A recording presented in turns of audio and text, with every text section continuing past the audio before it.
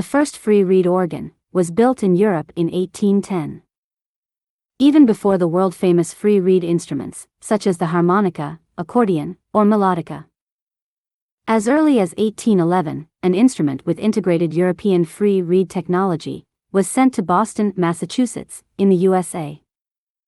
This instrument is believed to be the first instrument with free reed technology integrated in the USA. But some unconfirmed records indicate that there were already free reed organs in the USA before 1811. Did the free reed technique arrive in the USA before 1811? Was there an independent free reed development in the USA? First free reed instrument, in the America. As in Asia and Europe, the jaw harp was the first free reed instrument, in the USA. The jaw harp has been known in Asia for thousands of years. The oldest find to date comes from China, and is estimated at 2000 before Common Era. The earliest, scientifically confirmed, finds of metal jaw harps in Europe date from the 9th century Common Era. Archaeological finds of jaw harp instruments on the American continent, before the arrival of Europeans in 1492, pre-Columbian period, are not known. However, this does not rule out the possibility that jaw harps may have existed in the Americas in pre-Columbian times. The first jaw harps, and therefore the first free reed instruments in the New World, were metal jaw harps, carried by the European conquerors. From the very first voyages of discovery of what is now the USA, by Verrazzano in 1524, on the east coast, or by de Soto in 1538, in the inland, if jaw harps were carried, is not known.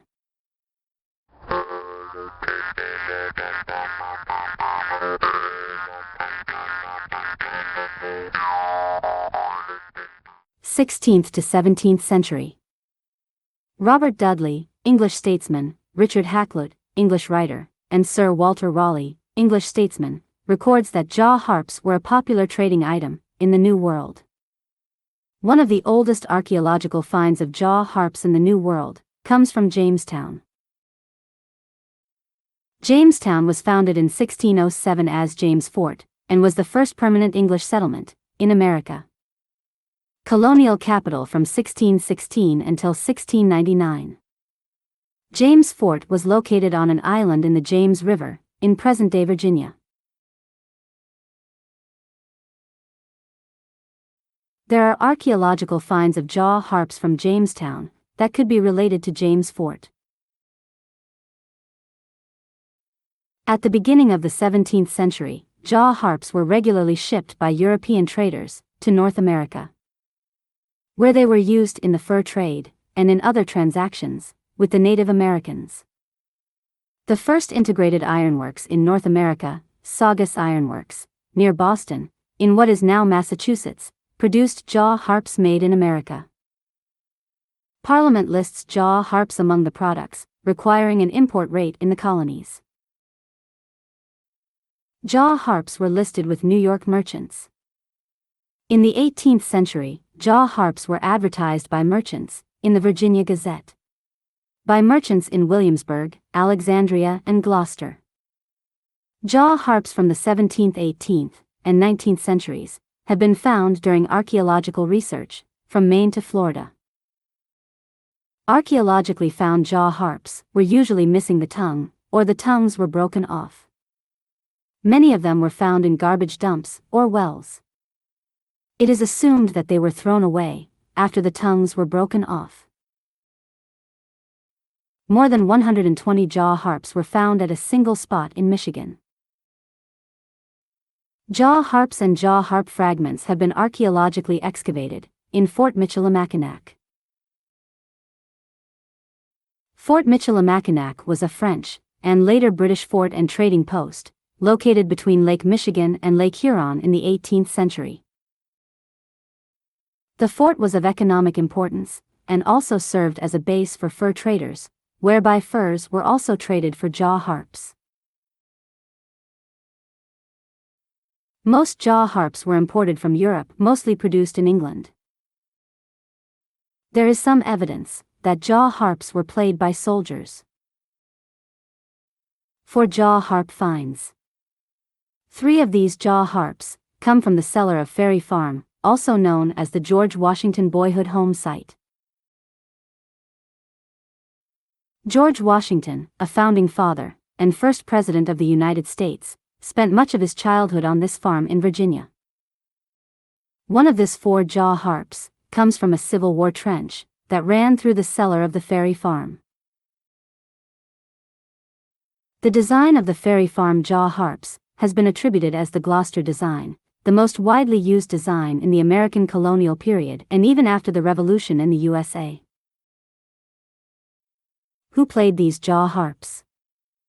The finds are dated to a period after Washington's ownership, when the farm changed ownership several times. The jaw harps from Ferry Farm are attributed to enslaved workers. Based on artifacts, the jaw harps have been dated to between 1780 and 1830.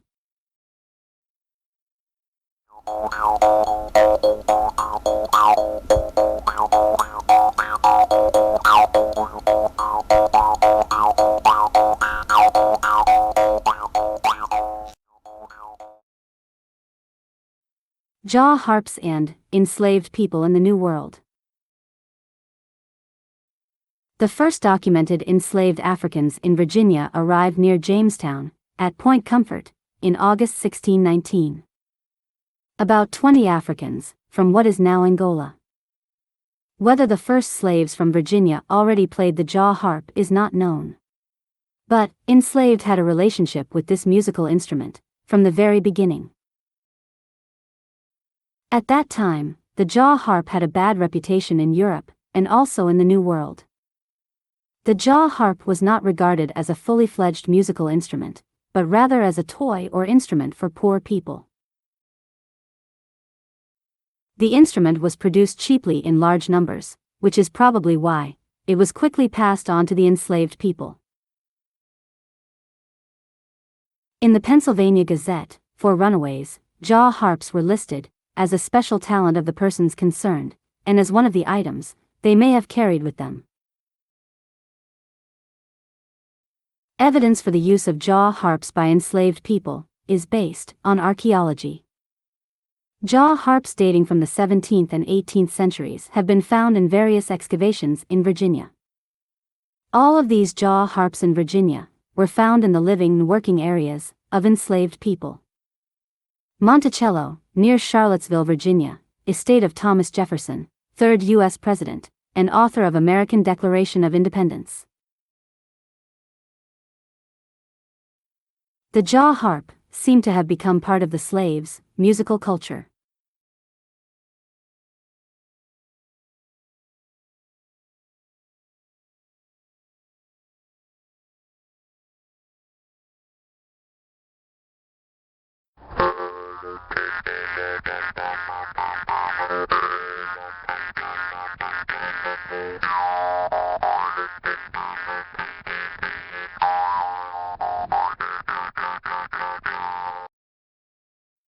The jaw harp and the Native Americans.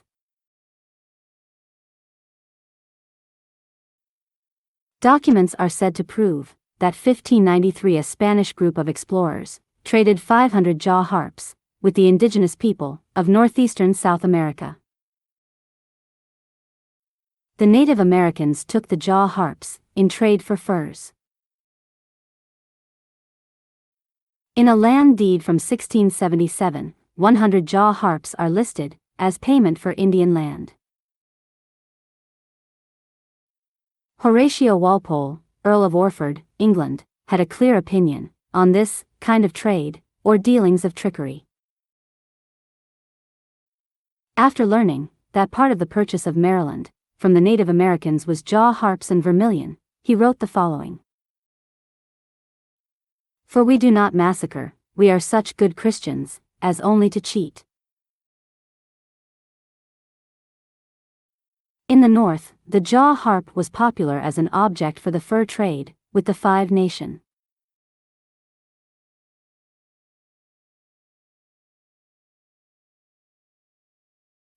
There is evidence that jaw harps were used as trade item with natives until 1820.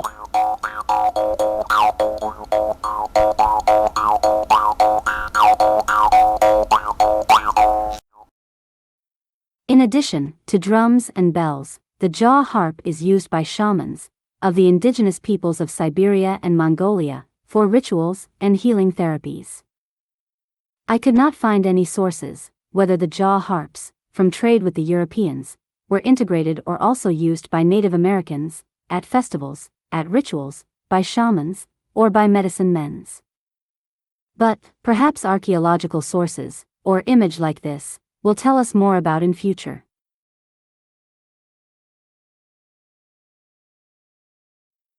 Thus, long before 1811, a free reed technique already existed in the New World, represented by the jaw harp.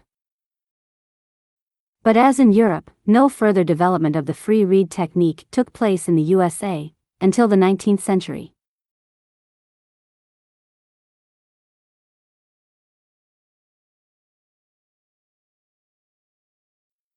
This means that the panharmonicon from 1811 remains the first instrument with free reed organ technology in the USA.